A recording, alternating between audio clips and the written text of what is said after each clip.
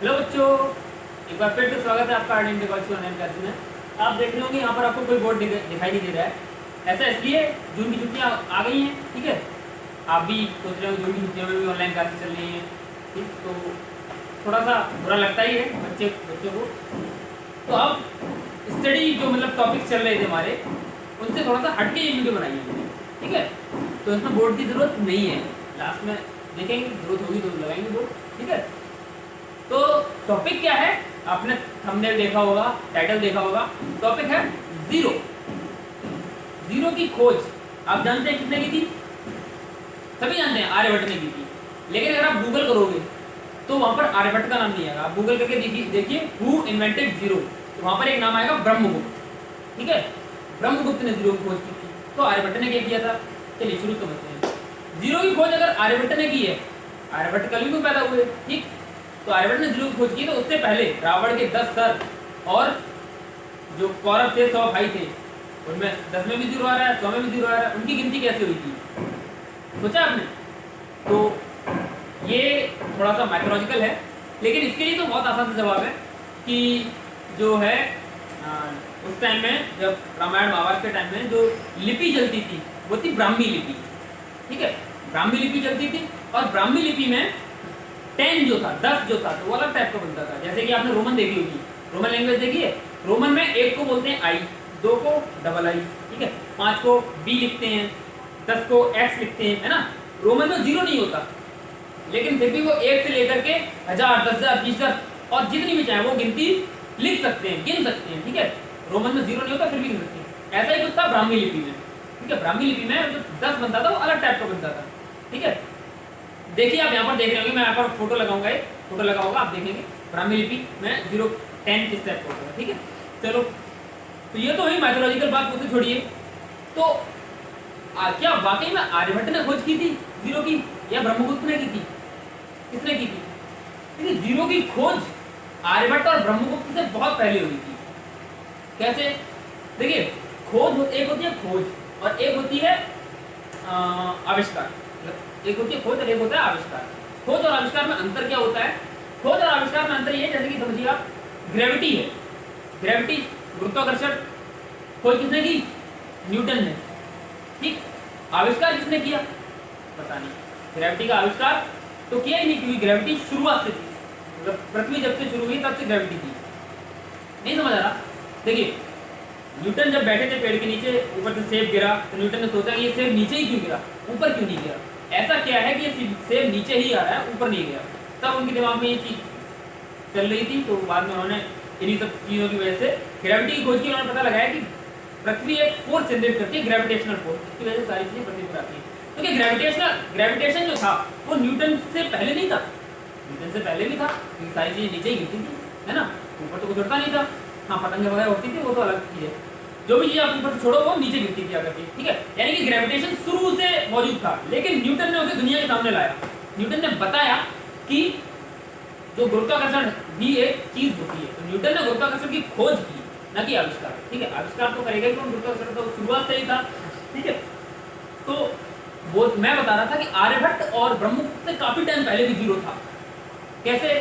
ये इसके साक्ष्य मिलते हैं बख्शाली पांडुलिपि, एक भोजपत्र, जैसे पुराने जमाने में भोजपत्र भी लिखा जाता था, ठीक है।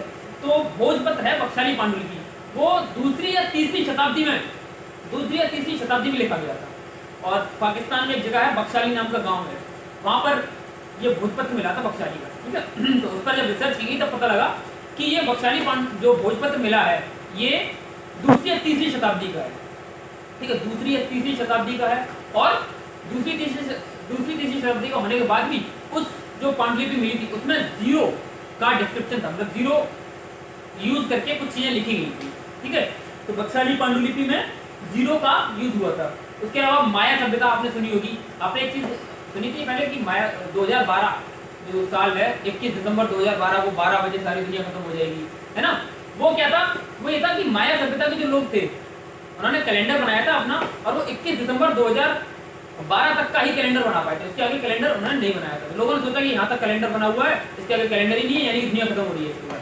ऐसा कुछ था नहीं, दुनिया तो अभी भी चल रही है, 2020 आ गई है ना। लेकिन माया सभ्यता में भी जीरो था। माया सभ्यता के लोग भी जीरो यूज करते थे।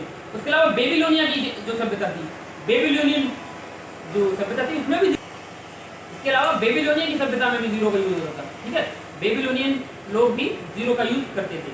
ठीक, हमारे वेद पुराण जो है वहां भी शून्य का मतलब जीरो का यूज है, वहां भी शून्य लिखा हुआ है, जीरो नहीं जो आजकल हम 10 में जीरो पढ़ते हैं, 0 पढ़ते हैं, वो वाला जीरो नहीं है, वहां पर शून्य लिखा हुआ है।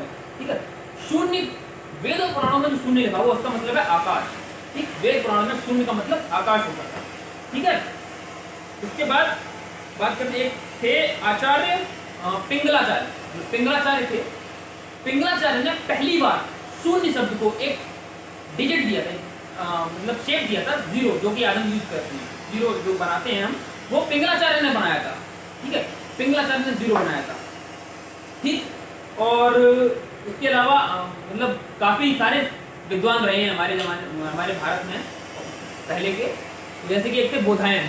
ठीक है, बोधायन ने पाइथागोरस थ्योरम दी थी। हम पाइथागोरस थ्योरम पढ़ते हैं आज, जो कार्ड का वर्ग बराबर लंब का वर्ग प्लस आधार का वर्ग, मतलब hypotenuse square equals base square plus perpendicular square. ठीक है, ये जो है ये बोधायन ने दिया था, लेकिन बोधायन ने दिया बुक में लिखा था, लेकिन सारे लोगों को इसके बारे में जानकारी नहीं थी। यानी इसकी जो आविष्कार था वो बोधायन ने किया था, लेकिन खोज यानी कि पूरी दुनिया के सामने लेकर आए थे, वो लेकर आए थे पाइथागोरस। पाइथागोरस पूरी दुनिया के सामने पाइथागोरस थ्योरम को लेकर आए थे, इसलिए हम जो थ्योरम पढ़ते हैं वो आज पाइथागोरस के नाम से पढ़ते हैं।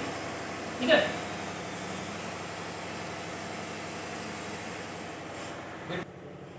ठीक है, तो बोधायन ने दिया था पाइथागोरस थ्योरम। ठीक, बोधायन ने पाइथागोरस थ्योरम दिया था, उसका नाम कुछ और था, शुल्ब सूत्र नाम की किताब लिखी थी बोधायन ने, शुल्ब सूत्र। ठीक है, शुल्ब का मतलब क्या होता है, यज्ञ की वेदी बनाने वाली एक रस्सी होती है, यज्ञ की वेदी का नाप लिया जाता है इससे, उसे शुल्ब बोलते हैं। ठीक, तो बोधायन ने शुल्ब सूत्र नाम की किताब लिखी थी, उसमें लिखा था थ्योरम को, पाइथागोरस नाम से नहीं लिखा था, मैंने कुछ और नाम से लिखा होगा, नाम मुझे नहीं पता है, तो लेकिन आज के जमाने में हम उसे पाइथागोरस थ्योरम नाम से पढ़ते हैं। ठीक है, चलिए इसके बाद आते हैं गुप्त काल में। गुप्त काल को भारत का स्वर्णिम काल कहा जाता है। क्यों? क्योंकि गुप्त काल में ही बहुत महान राजा हुए और गुप्त काल में ही बहुत सारे विद्वान हुए। ठीक है, उन विद्वानों में श्रीधराचार्य, आप अगर 10th पढ़ के आए हैं तो आप, या 10th में हैं तो आपने पढ़ा होगा श्रीधराचार्य का सूत्र, क्वाड्रेटिक इक्वेशन सॉल्व करने वाला Shridharacharya formula, -b + -√b² - 4ac/2a। ठीक है, ये जो सारे श्रीधराचार्य ने ये फॉर्मूला दिया था, श्रीधराचार्य जी ने ही बताया था कि जीरो में कुछ ऐड करें तो वही संख्या आ जाती है। जैसे जीरो में हमने 0 + a = a आएगा, जीरो में a को जोड़ा तो a आएगा, जीरो में किसी से गुणा करते हैं तो आंसर 0 आता है, यानी 0 × a = 0। ठीक है, तो ये बताया था श्रीधराचार्य जी ने। ठीक है, तो श्रीधराचार्य जी हुए थे गुप्त काल में।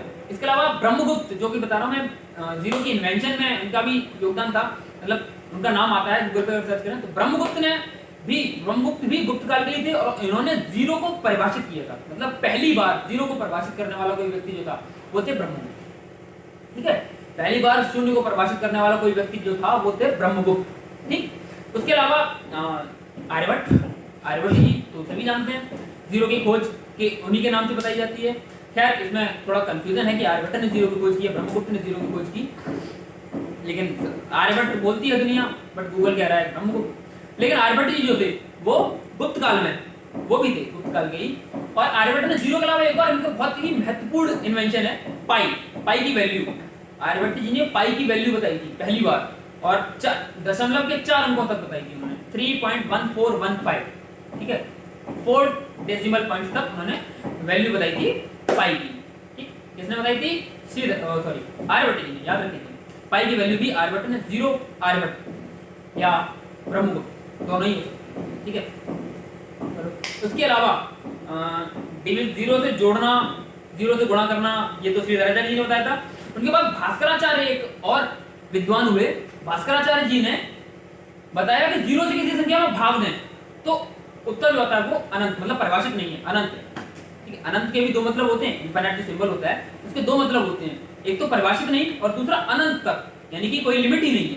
ठीक है, तो डिफाइंड नहीं है वो भी इनफाइनाइट, और इनफाइनाइट जो अनंत तक है वो भी इनफाइनाइट। ठीक है, अनंत में, और भास्कराचार्य जी ने ही बताया था कि अनंत में अगर कुछ जोड़ेंगे तो आंसर अनंत ही आएगा, मतलब अनंत में कुछ भी जोड़ने पर फर्क नहीं पड़ता, कुछ भी घटाने पर फर्क नहीं पड़ता, आंसर अनंत ही आता है। यानी क्या बताया उन्होंने कि जीरो से किसी संख्या में अगर भाग देंगे तो जो उत्तर आएगा वो परिभाषित नहीं है, वो अनंत आएगा। ठीक है, अच्छा जीरो से किसी संख्या में भाग देंगे तो होगा क्या? मतलब अगर जीरो संख्या में किसी में भाग दें और हमने उसे वैलिड कर दिया, मतलब मान लिया कि ये सही है, जीरो से भाग देना सही है, तो होगा क्या? चलिए एक क्वेश्चन करते हैं, मतलब समझाता हूँ आपको, उसके बाद मैं आपको बताऊंगा। तो आइए अब देखते हैं अगर जीरो से डिवीजन जो है, भाग, अगर हम वैलिड कर दें तो क्या होगा। चलो संख्या ले लो x इक्वल्स, ठीक है, हमने मान लिया x y के बराबर है, कोई भी हो सकता है, x y के बराबर हो सकता है, कुछ भी हो सकता है, ठीक है, x इक्वल्स y है, ठीक। अब दोनों तरफ y से गुणा करना है, दोनों तरफ y से गुणा करना है, क्या हो जाएगा, x y equals y square, ठीक है, हो गया, x y equals y square, ठीक। अब क्या करें हम, दोनों तरफ एक्स स्क्वायर से घटाने पर x square minus x y equals x square minus y square, ठीक है। यहाँ पर क्या होगा, x कॉमन आ जाएगा, x माइनस वाई इक्वल्स यहाँ पर ए स्क्वायर माइनस बी स्क्वायर वाला फॉर्मूला बन गया ये, एक ब्रैकेट में a माइनस बी और दूसरे में a प्लस बी, ठीक। यहां से x equals x minus y x plus y upon x minus y, ठीक है, ये हो गया अपॉन एक्स माइनस वाई। इस x माइनस वाई से ये x माइनस वाई कट गया, क्या बचा, x equals x plus y, x equals x plus y, ठीक। चलो इधर लिखता हूं, हम जानते हैं कि x y के बराबर है, तो इस y की जगह पर हम x रख सकते हैं, जब x y के बराबर है तो y की जगह पर x रख दें, x equals x plus x, ठीक है, y की जगह पर हमने x रख दिया, x इक्वल्स 2x हो गया ये, ठीक। इस x को इधर ले आए, x upon x equals 2, cut गया, 1 बराबर 2, 1 2 के बराबर है, क्या होता है ऐसा, संख्या 1 2 के बराबर होती है, नहीं होती ना। अब यहां से कुछ भी प्रूव कर सकते हैं, दोनों तरफ से 1 घटा दें अगर हम, तो 1 माइनस 1 इक्वल्स 2 माइनस 1, 1 से किया 0 बराबर 2 में से किया 1, 0 1 के बराबर है, होता है ऐसा नहीं। यहां पे हम इसमें 4 का गुणा कर लें, तो ये 0 4 जोड़ेंगे यानी 0 बराबर 4, 0 4 के बराबर है, 0 1 के भी बराबर है यानी कि 1 4 के बराबर है, ठीक। 1 2 के भी बराबर है यानी कि 2 4 के बराबर है, मतलब गणित की कोई भी संख्या किसी के भी बराबर प्रूव कर सकते हैं यहां से, है ना।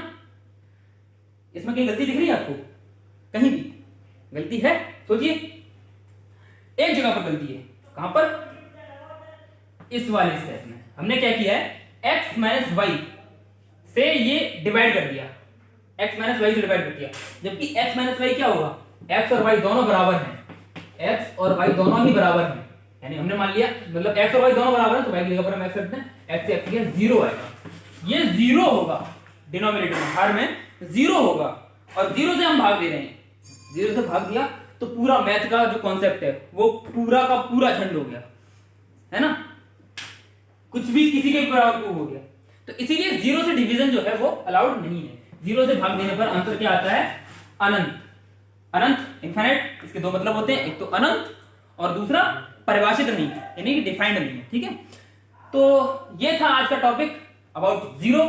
अच्छा लगा हो तो वीडियो को लाइक कीजिए, चैनल को सब्सक्राइब कीजिए, बेल आइकन को दबाना मत भूलिए, अपने दोस्तों के साथ इस वीडियो को शेयर कीजिए और बने रहिए हमारे साथ।